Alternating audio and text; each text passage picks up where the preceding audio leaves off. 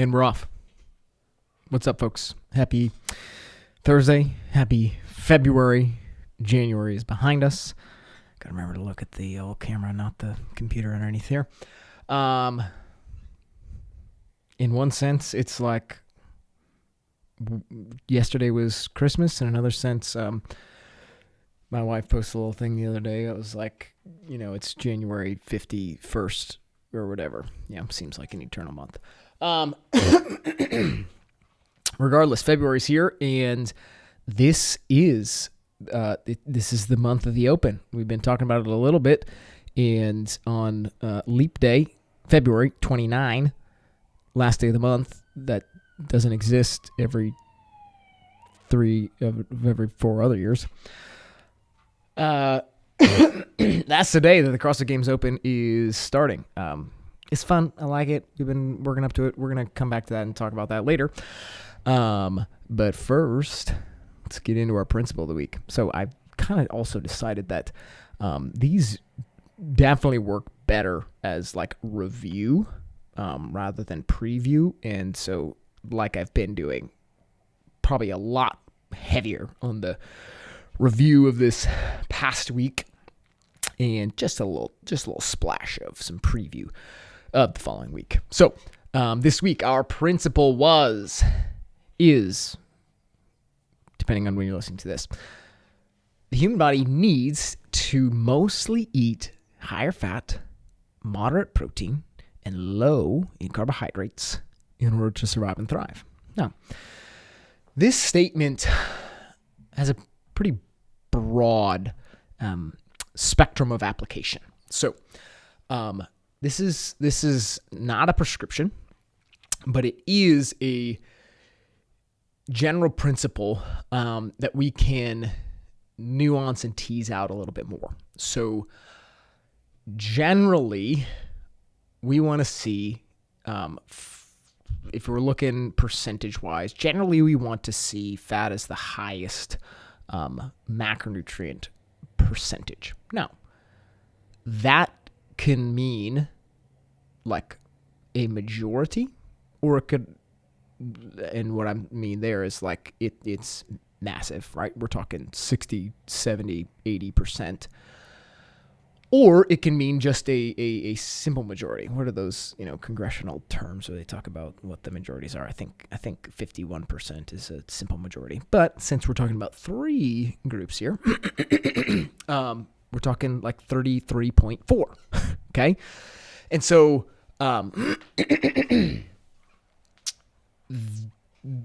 focus on high fat is something that gets pretty confused with just language around stuff, the popularization of extremely high fat diets like being completely ketogenic, or even carnivore is a completely ketogenic diet with a little asterisk. We'll talk about that next week when we talk about plants and animals. But also kind of the other end of the spectrum where fat has really been demonized. And that's probably the one that we want to speak against more because fat's extremely important. So one thing that a lot of people don't realize is that from external nutrition, there are these things called essential fatty acids, and there are these things called essential amino acids. So fat that we have to eat to be able to survive, and proteins broken down to amino acids that we have to eat to be able to survive. And there's no such thing as an essential carbohydrate. And so that fact alone should point us to the reality that we really do need fat. We really do need it for optimal function of the human body. Now, won't really dig into this. You can check out Dr. Alex's other podcast if you want to dig into this more, and there's tons of other resources. But specifically, saturated fat was demonized very publicly, and there's a real big sense of what you would just call I'm blanking on the term here, but conventional wisdom. There it is.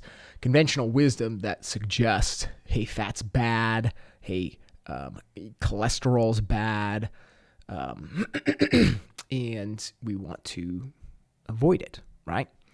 Or the idea that eating fat makes you fat, right? Gives you, fat tissue on your body. None of those things are true. And so we got to know the truth. We have to actually understand what's going on here. Now, are there many, many fats that are extremely bad for you?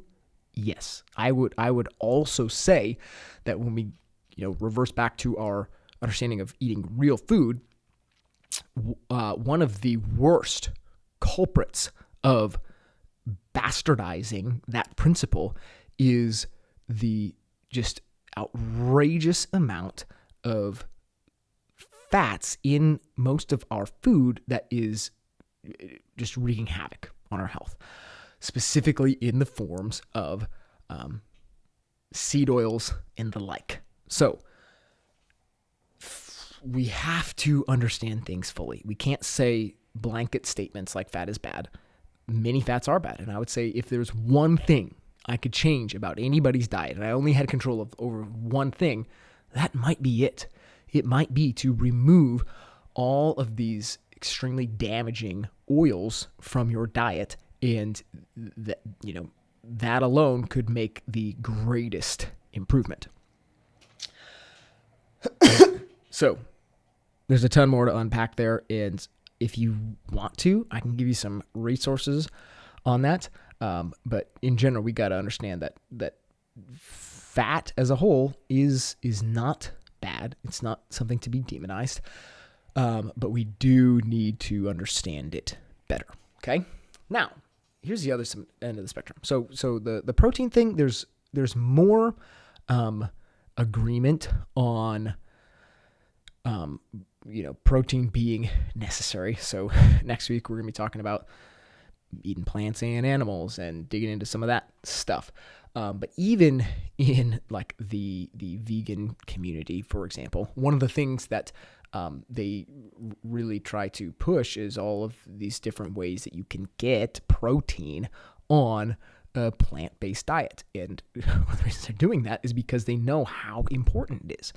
And also it's because of the nature of the diet that you just don't get it naturally if you're just eating plants just without much thought. And so they know that it is important, and hey, we got to figure out how to do this. So that's a thing for next week, just to hit on why I'm not going to talk a ton about protein in this regard. But moving to the carbohydrate. So we say lower in carbohydrate. Now, again, this is relative. And this one is especially relative to your own individual activity level. Okay?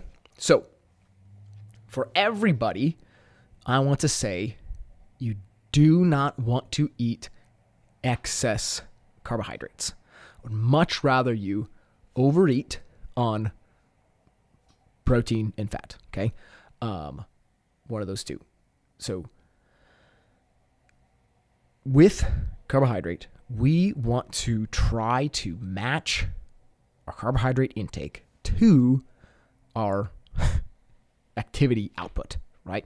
So for people who are highly active, especially with things like weightlifting, things like high intensity exercise, things that you are exerting a lot of energy in shorter durations. That certainly changes when we're talking about longer durations. But when you are utilizing that energy, when you are, again, just outputting, carbohydrates are like a rocket fuel for that, right? And so you could be an extremely active person, athlete, doing, heck, some people multiple workouts in a day. And I would still say there are ways to do that in a quote unquote low carb way that, okay, those carbohydrates may start to creep up and even surpass the other two. But even in those cases, you would still want to be getting adequate levels of fat, not reducing fat intake. Okay, the protein one is one that, like, again, we can mostly agree needs to be set in a certain place. And heck, I'm getting long-winded here. Maybe we'll get to that. Maybe we won't. But I think you can still do that in a way that you're not overeating those carbohydrates, even when you're eating a good amount that's supporting your activity, right? So that's just the general idea there. Okay.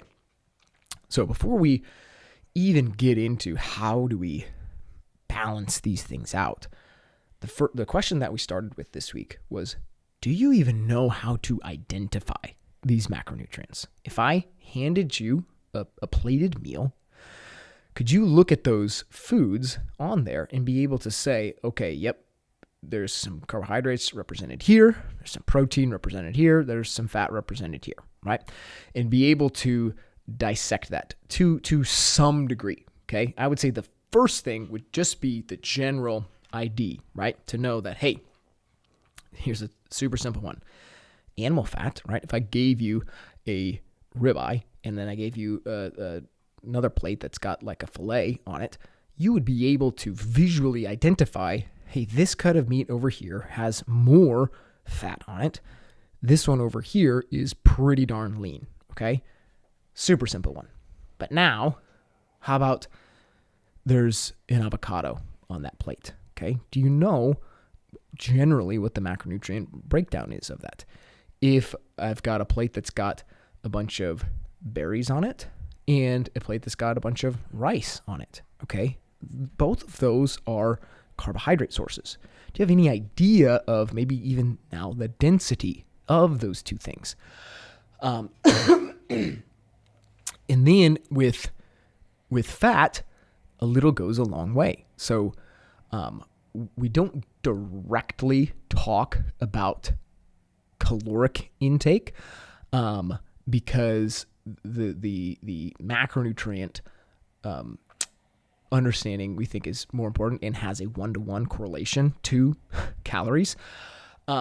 And so it allows us to be more accurate. But we do need to understand that if we do this conversion, a gram of protein equals 4 calories. A gram of carbohydrate equals 4 calories. A gram of fat equals 9 calories. So if we only understand that math and only look at the math, this is some of the reason why we can get trapped up into this idea that, oh, I gotta watch my fat intake. I gotta make sure that, I limit fat because it's there's over twice as many calories in each gram of fat compared to these other macronutrients. That is true, but how about we think of it as the nutrient density of fat is over twice as great as the other two, right? We know that fat contains essential fatty acids that we need to thrive, even survive, okay? But we have to get away from this mentality of demonizing fat. So it is dense. So what that also means is that if you are eating good whole animal foods, okay, a lot of times we actually don't need to supplement well. But back to my ribeye fillet example, okay, we'll even change out the fillet. We'll say boneless, skinless chicken breast, okay?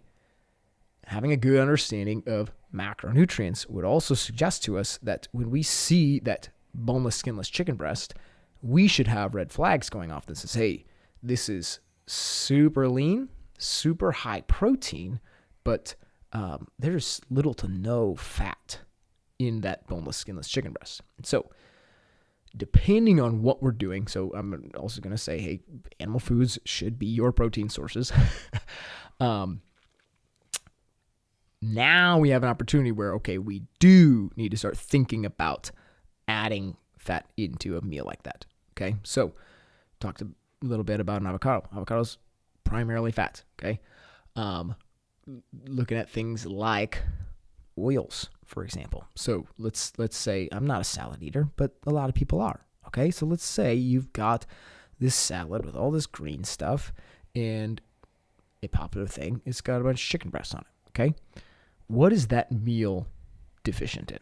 Well, first of all, it's almost no carbohydrates. So if maybe you'll find this surprising, if that's the only thing you're eating at that meal, I would say it's actually, in most cases, if you're an active person, if you're working out and stuff, that probably doesn't have enough carbohydrates in it to support you. Now, the other thing is that's almost entirely protein, right? There's very little carbohydrate, and there's little to no fat in there whatsoever. So to actually supplement that and make that a good, well-rounded meal, I got to be thinking about those things. I got to be thinking about, hey, maybe I drench this in some high-quality olive oil, right? Maybe if you handle dairy well, maybe you add some cheese onto there, okay? Being able to dissect meals and do that type of thinking, of just being able to look at something and say, okay, is this a good balanced meal, or do I need to supplement this somehow or add something to this, or like, hey, I'm not full, I'm not satisfied, what else should I eat, right? This is something that happens with my kids all the time. It's like, okay, they eat a meal or something, and they're still hungry, right? Dad, can I have this? Can I have that? And generally that's going to happen when they've eaten a meal that is higher in carbohydrate and lower in protein or fat. And so when they have had a meal like that, and then they say, I'm still hungry, can I grab an apple? I'm going to say, well, if you're still hungry, we need to look at what you just ate and see what was missing there. And a lot of times it's, hey, you can have some more meat, right? You can have some meat to go with that, because that's actually what your body is needing to, be nourished, right? So the first thing that we have to understand is just how can we start to identify these macronutrients when we see food. So one of the ways that is really helpful and beneficial to that end is some of these trackers, these meal trackers, right? So MyFitnessPal, that's the super popular one.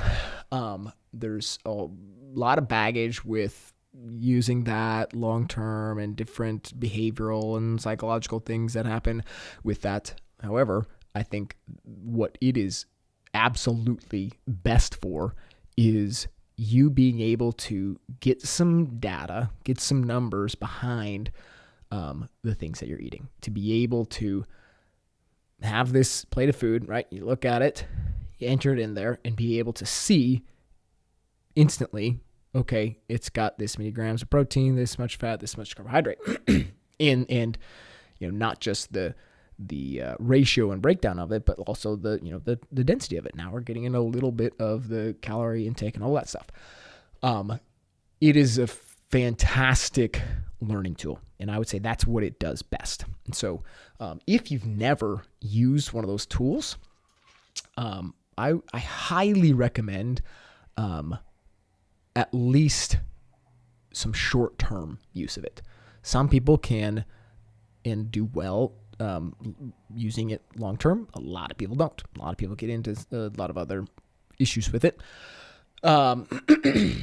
But man, if you've never done that, it will blow your mind. It will help you to see food in a completely different way. And one of the things that I like to tell people is I want to kill your ignorance, right? I want to ruin the rest of your life by equipping you with the knowledge and understanding of things like this, things like how do I understand macronutrients, so that you can never look at food the same way. But what that also means is that you now have the tools necessary to go walk into that Quick Star over there and be able to kind of survey what's going on and actually be able to make an informed and educated decision about what's the best thing that I could get in here right now. So really good thing to practice. And honestly, what I do sometimes is I'll kind of like go back to it. And so like I'll get in a routine of eating certain things and, kind of put some certain meals on repeat. But then every once in a while, I'll open that up and do, weigh stuff out and do a quick little measurement to just kind of reference and see, okay, is this actual math mapping up with the quick estimated math that I'm, putting into my head? And for me, I eat a lot of the same meals on a regular week. And so doing that and having a high degree of confidence in, those meals and just kind of putting them on repeat, it's really helpful to be able to kind of stay in a better spot with some of that stuff and not have to put a ton of thought and effort in behind it. Doing it at first, ton of thought, ton of effort. But the goal would be, kind of our transformation wheel again, to get to the place where you can do it and you don't have to really spend a lot of time and energy thinking about it, right? Okay. I spent a lot of time talking about macronutrients. Jeepers. Oh my gosh. Too much time. So, I'm going to move on. Our training this week, physical training. So, again, we have been really ramping up and trying to get open ready. So some pretty defining characteristics of the CrossFit Games Open is their workouts that tend to have lots of reps, high volume rep counts. And most of the time they're pretty accessible movement patterns, loadings, this sort of thing. And so, it allows you to work at a pretty high pace, a pretty high intensity. And, it's just overall a lot of output. And so today was no exception to that. So we did this workout that was from 2011. I think I mentioned that last week. Long AMRAP. So 20 minutes, as many rounds as possible, 5 power cleans, 10 toes to bar, and 15 wall balls. So another thing that's pretty common is you'll get these workouts with smaller sets of these individual movements. So like if you're looking at one round of that workout, hey, here's these 5 power cleans. Hey, here's these 10 toe to bar. Here's these 15 wall balls. There's tons of people who would say, yep, I could bust through a round of that unbroken fast, no problem, right? And so it's, again, kind of accessible. But if you are untrained and unexperienced understanding how a workout like this goes, you're going to go hot out the gate and die very, very quickly. 20 minutes is a very long time, especially at that intensity. So there's a lot of experience to be gained in understanding kind of how your body's going to feel and trying to find what we call a maximum sustainable pace, whether that be slowing down your individual reps, whether that be putting breaks in between movements or breaking up those movements on their own. To be able to sustain a pretty consistent effort throughout, a longer workout like that. And honestly, this is the case with most workouts. Just even more true the longer they get. And then, pick a moment right at the end where you're going to try to, send it, empty the tank, and kind of finish dead. So this is a super fun one today. We can define fun in different ways. But it was great. First time I've ever done this one, pulling it back from Jeepers, whatever that math is, 13 years ago. Yeah, that was fun. We also tested 2 of our Olympic lifts. So we tested the snatch and clean. So today wraps up a lot of these 1 rep max tests that we've been doing. Testing a 1 rep max is interesting because it obviously is heavy. It's the heaviest you can go, but it really is more of a test. It's kind of a binary thing. Can you do it or can you not?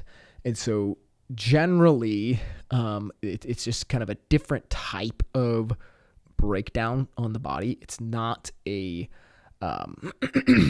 it's not high volume. It's not a ton of breakdown in that sense, but it certainly taxes the nervous system pretty significantly, right? Especially, like a deadlift, for example, or a back squat, long range of motion, the highest amount of weight that your body is ever under.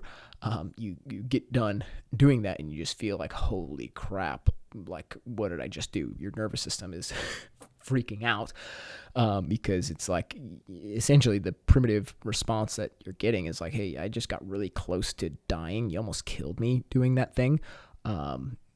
Stop it. Right? But the body's natural response is to see that thing and to adapt. Right? That is the challenge. We're going to talk about physical challenge when we get to the movement principles, but like that is that process. Encounter that stress, encounter that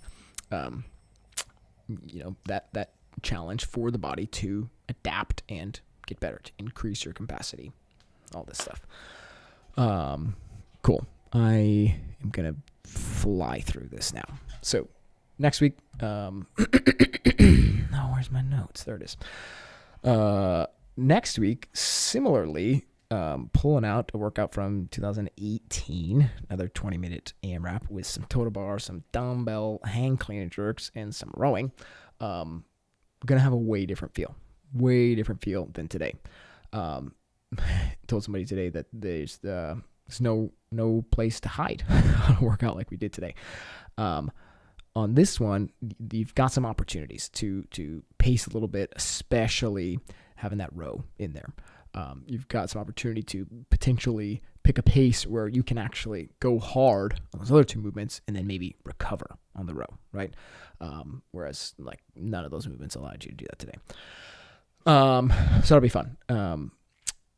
Like I said, done with our 1 rep max testing. So kind of moving into a new cycle of more traditional strength building week over week, kind of hitting, we're going to do some percentages now that we have fresh 1 rep max numbers.